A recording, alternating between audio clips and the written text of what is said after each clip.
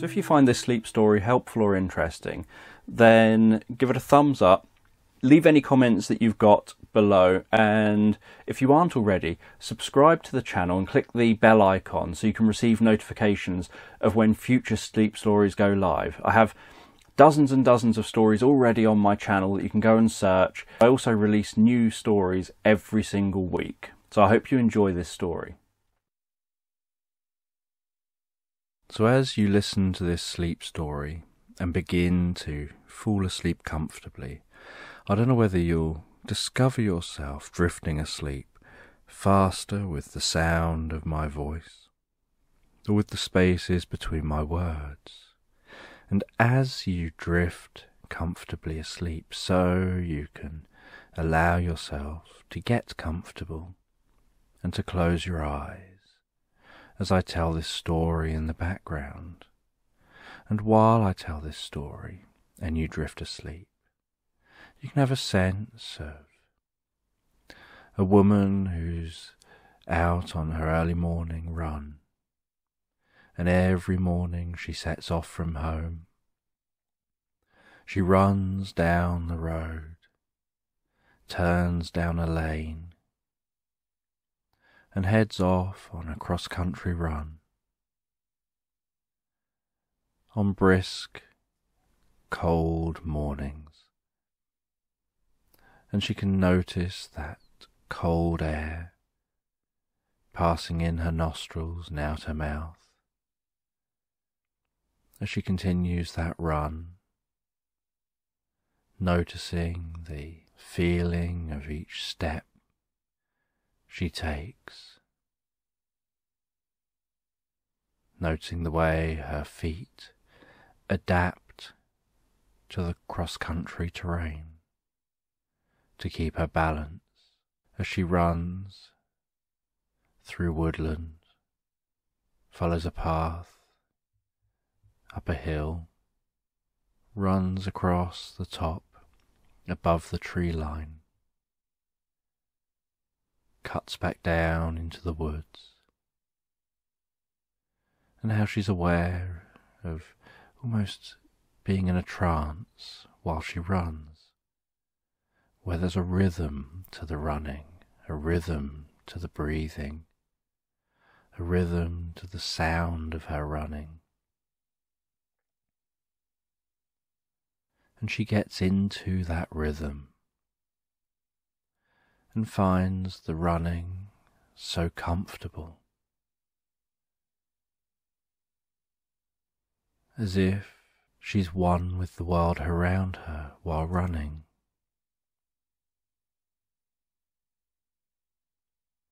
And every morning she goes out on this run. She does the same laps each time along the road, turning down the path, finding her way into the woodland,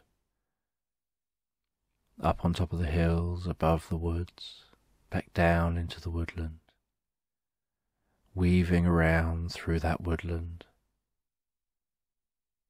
following an uneven path through that woodland, and finding her way back out, back round to near the beginning of the path. And after doing a few laps of that, she runs home. And on arriving home, she goes and has the most incredible shower. She always feels that that shower after a run is just the most incredible feeling. To relax the muscles, that water on her hair, on her face, the tickling feeling of the water as it passes down her body, as it strikes her skin.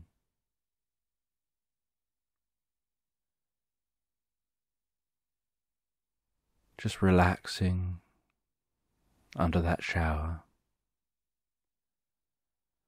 allowing her breathing to relax and normalise after the run,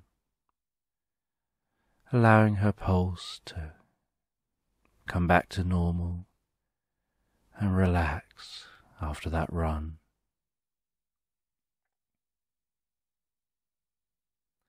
And then after the shower, she goes to her living room, sits down in a chair, and just takes some time to relax in that chair for a while.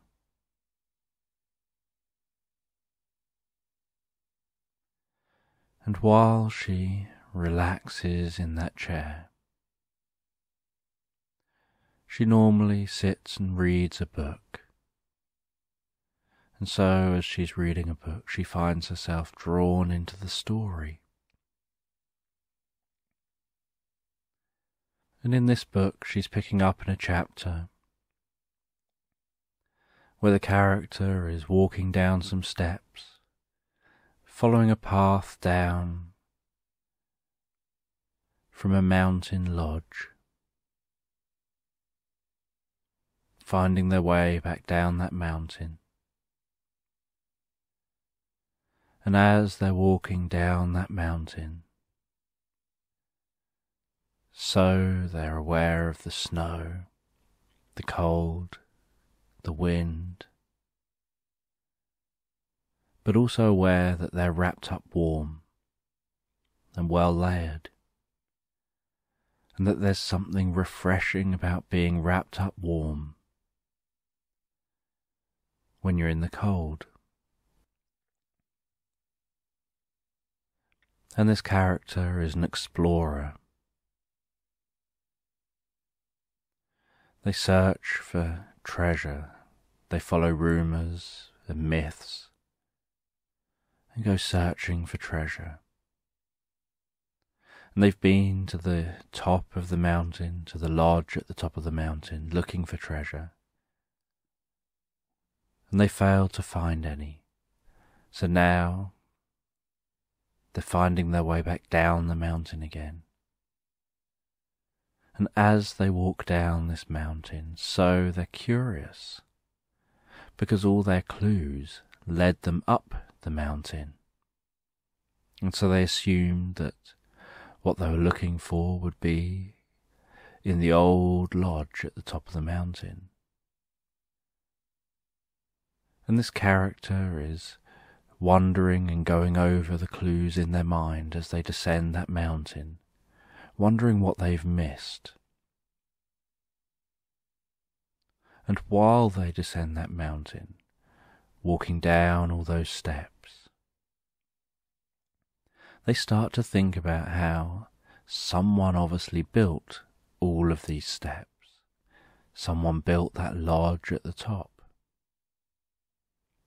But perhaps, if there's a mystery to be solved, having it out in the open so obviously would probably be too obvious.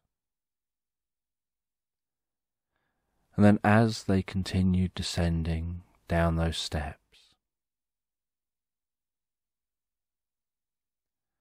they suddenly noticed that there was a cave a little way up above the steps, part way round the mountain.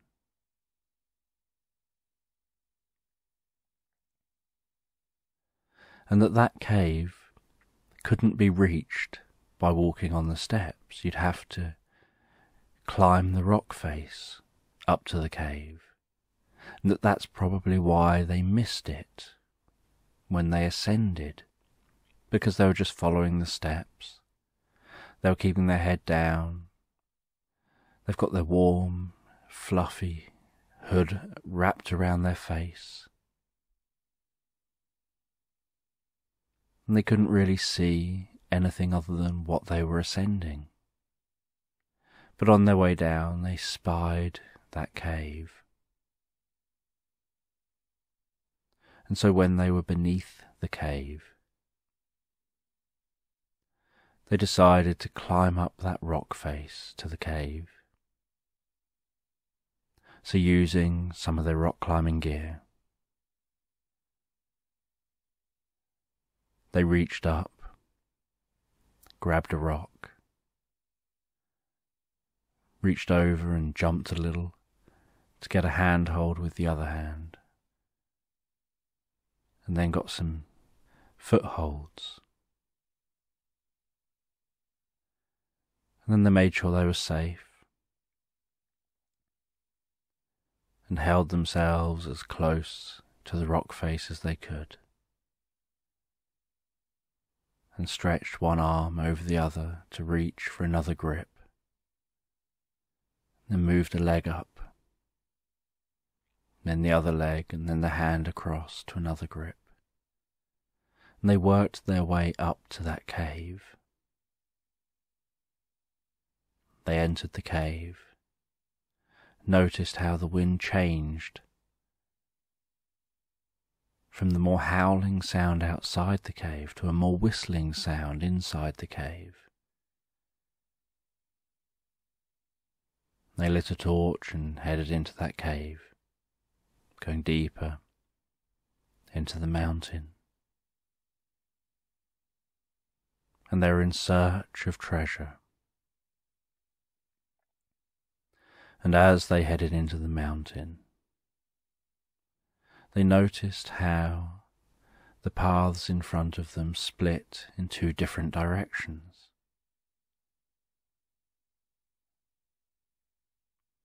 And they chose one of the directions and followed that path, and had to climb up and squeeze through some areas. And they found the whole experience exhausting at times, but fun, and they felt safe the whole time they were exploring. Until eventually they found their way to a chamber hidden deep within this mountain. And in that chamber they could see an ornate chest against the back wall, and they walked over to that chest, but couldn't work out how to open the padlock. They didn't have any tools to use, so they decided they were going to have to explore the rest of this cave. They found their way back out to the crossroads, took the other path, followed that other path, where they found a lake inside a cave, inside this cave.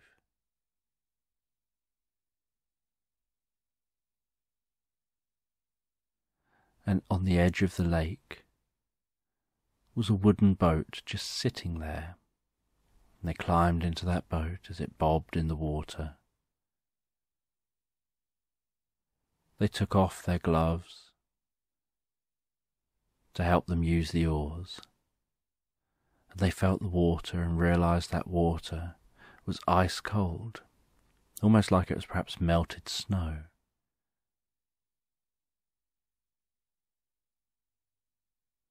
And they rowed across that lake in this cave, and at the far side they continued to explore. And they had to climb up a rope ladder, following a tunnel up higher in this cave system.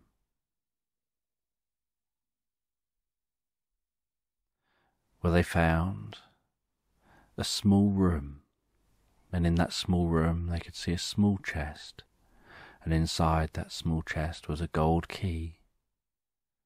They took the gold key, climbed down the ladder, worked their way back to the lake, rowed across the lake, found their way back to the crossroads, followed the other path, went back to the room with the chest, and used that key to open the padlock.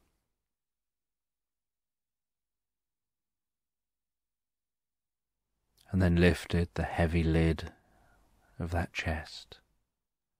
And inside the chest was the most beautiful gem.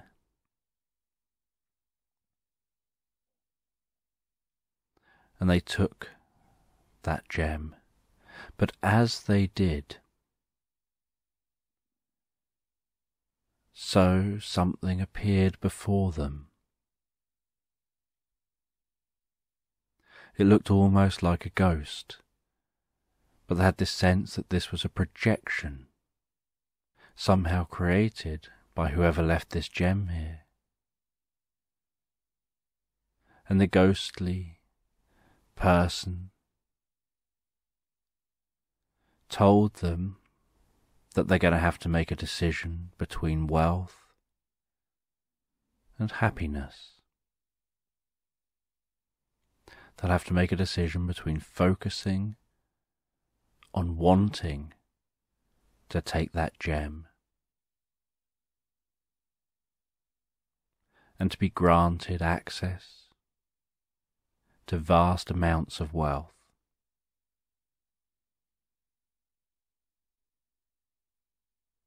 but that would come with a price, or to leave that gem where it is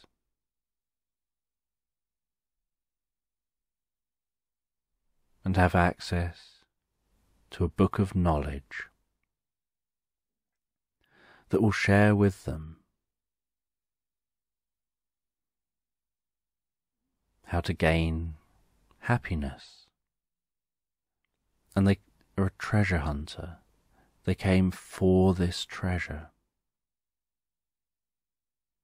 They didn't know what other treasure, what other wealth they might be presented with. And just as the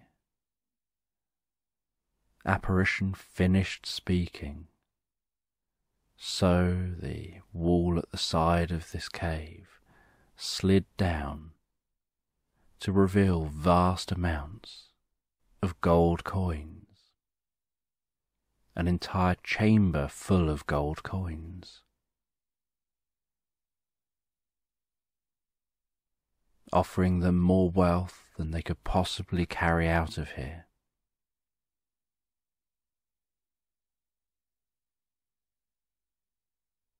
But what they saw in that chamber wasn't just gold coins,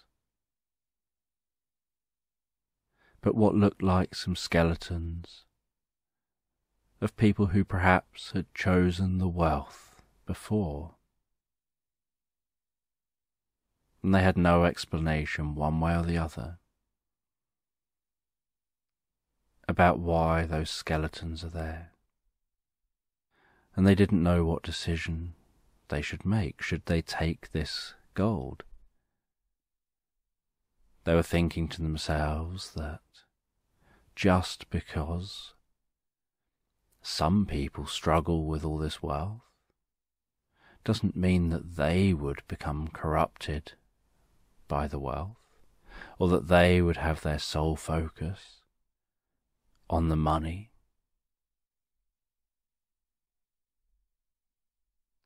And they wondered what the catch was. And as they wondered, they just had this sense that there must be a greater catch than just being able to leave here with all this wealth.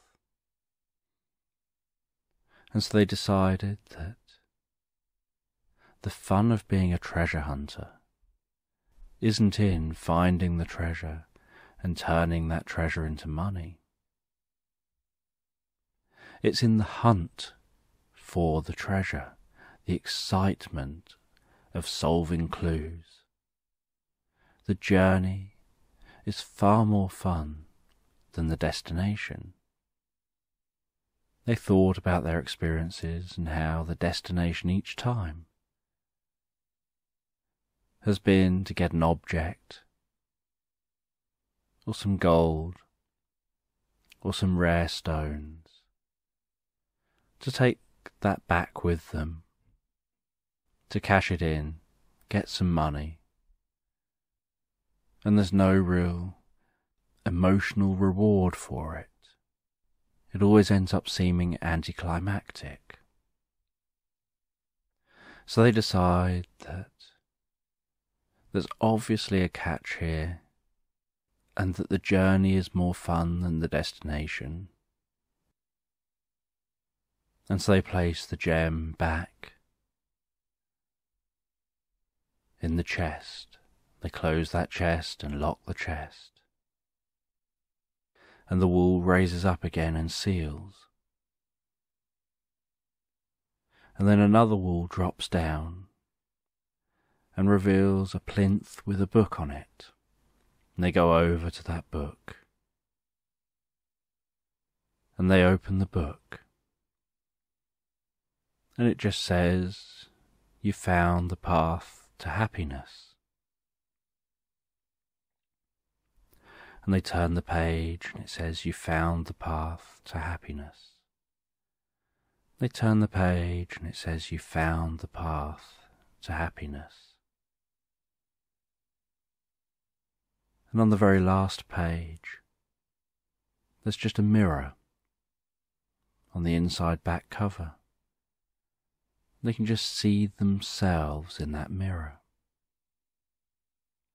And they close that book, smile, put it down on the plinth again. And as they leave this cave, so that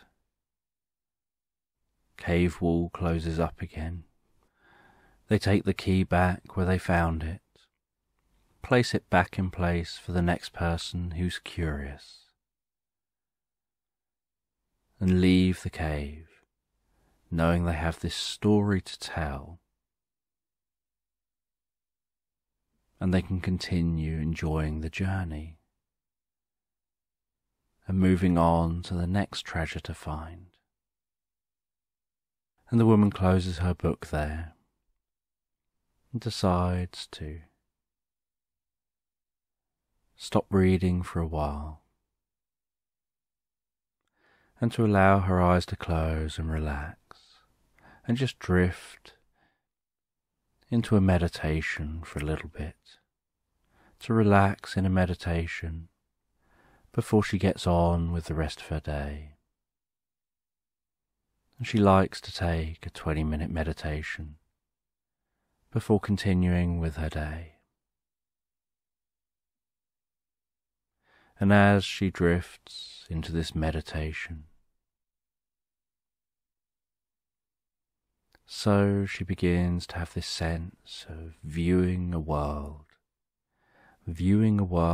where she can see some mice playing in a field. Just really tiny little mice, and she feels how cute those mice are, just playing in a field. And she watches them as they scurry around, playing, jumping, climbing, wheat, having something to eat. And as she has a sense of viewing this world, so she notices around the field there are other animals. There's some birds that land in the field and take off and flock together and fly, making the most beautiful patterns in the sky, managing to fly with such synchrony. And some rabbits just eating grass around the outside of the field.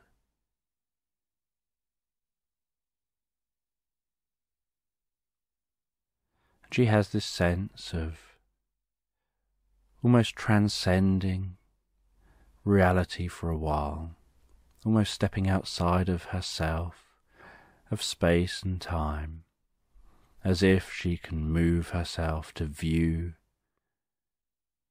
different moments here and now.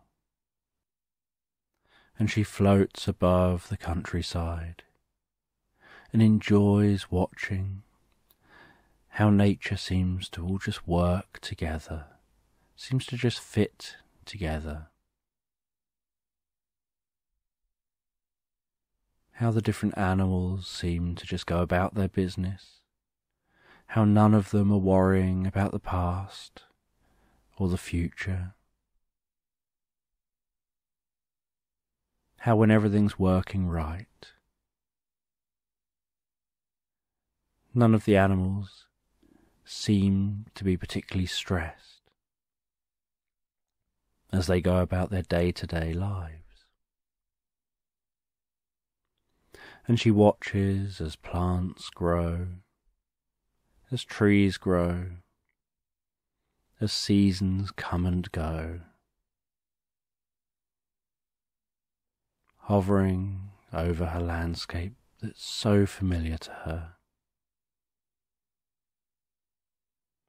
knowing that this meditation is helping to teach her to be able to make the best of each day, to be able to enjoy life to the full, and to be who she wants to be, and how she wants to be. And she has this sense of almost floating above the environment, watching how things come and go, seasons change. And she notices a chessboard floating in space, and almost psychically moves the pieces around the board, and notices the opposing pieces moving in synchrony, as if her mind is practicing, learning to put patterns in place, learning what moves to make in life, and how to adapt to changes that occur in life.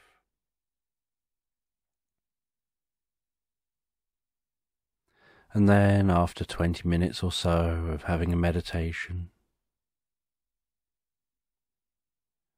she gradually drifts back to the room, ready to carry on with her day.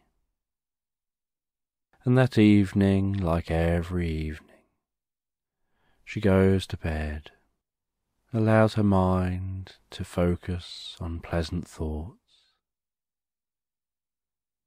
She allows those pleasant thoughts to develop, paying attention to what she can see, hear and feel in those pleasant thoughts, as her breathing relaxes and she becomes more still and drifts and floats so comfortably, relaxed, asleep.